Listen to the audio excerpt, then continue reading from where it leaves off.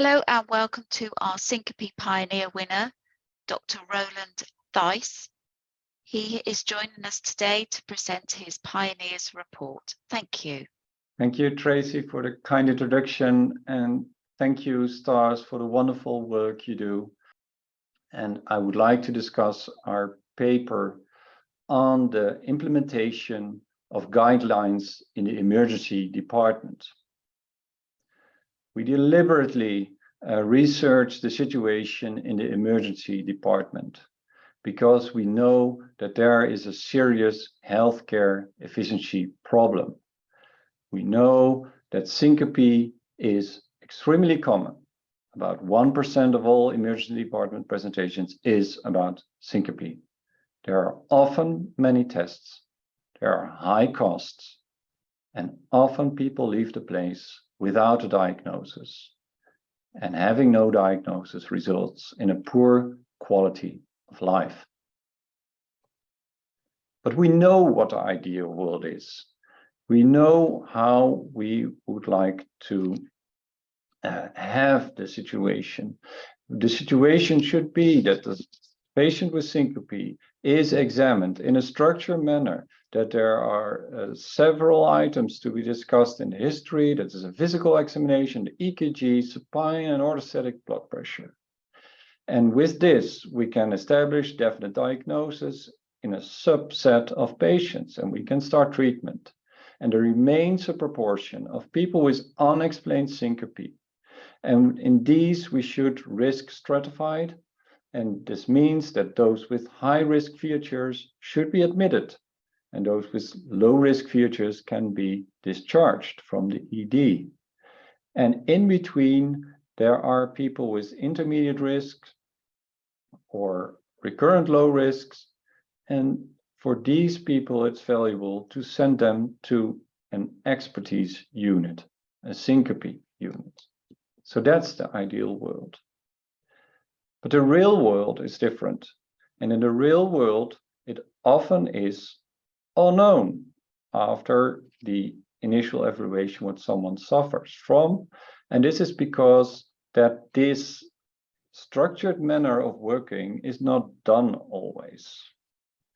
And another complication in the real world is that if we have the result of a lot of people with unexplained syncope, is that we have difficulties with risk stratifying, and that we do not always have the opportunity to send someone to a syncope unit, to an expertise unit.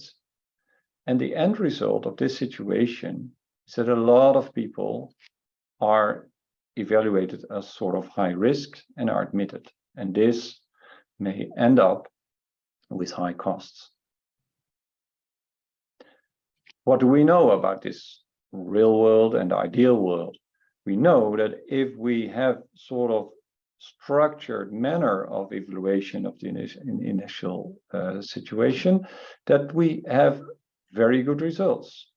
If we have a sort of police officer at the emergency department, then, and in this case, it was a decision support system plus a designated physician, then we see that the unexplained syncope numbers drop down, tests drop down, admissions drop down, and costs drop down. We also know that if we take out all the unexplained cases and we evaluate them at the syncope unit, that we will harvest a lot of blood pressure related syncopes and increase the number of the proportion of patients with diagnosis. But both situations are not readily available in real world. So in reality, we have a big gap with the ideal world. And our idea was to bridge both worlds by offering a more simple solution. So no police officer, but we thought of offering the simple, straightforward ESC protocol. ESC is the European Society of Cardiology, and to establish in every hospital that participated in the trial a syncope unit, so an option.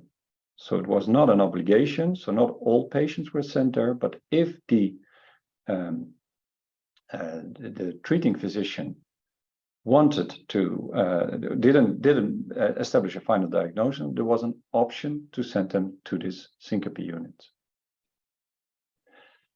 We did so in 5 hospitals across the Netherlands, and this was fantastic work by Mariam Gharik. And overall, we recruited 521 cases, 275 in the period of use of care, and 246 when the syncope guidelines were active.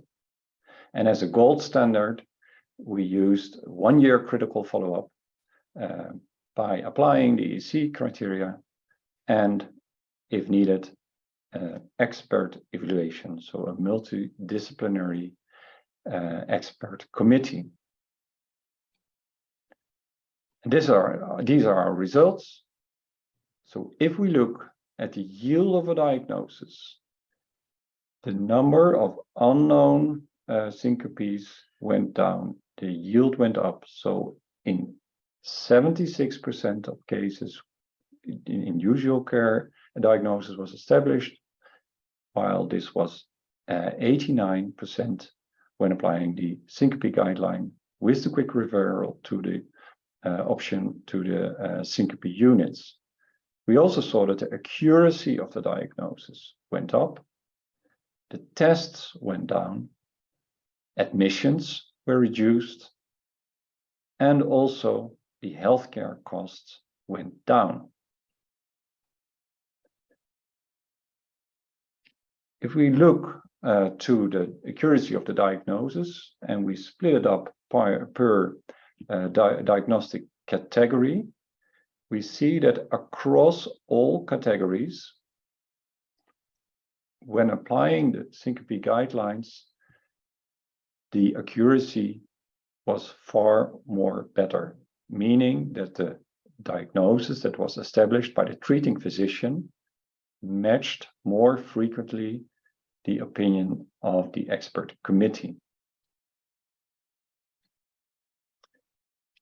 We also took the opportunity of monitoring the change at the emergency departments, because in these 5 hospitals, we changed the protocols and we established these syncope units. And change, as here in Sweden, when the traffic rules were changed from the one day to the other, always cause disturbances.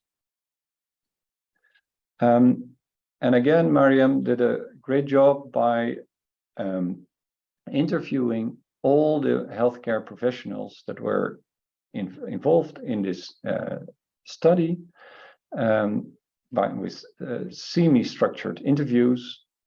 And overall, in these interviews, 31 barriers popped up, as well as facilitators.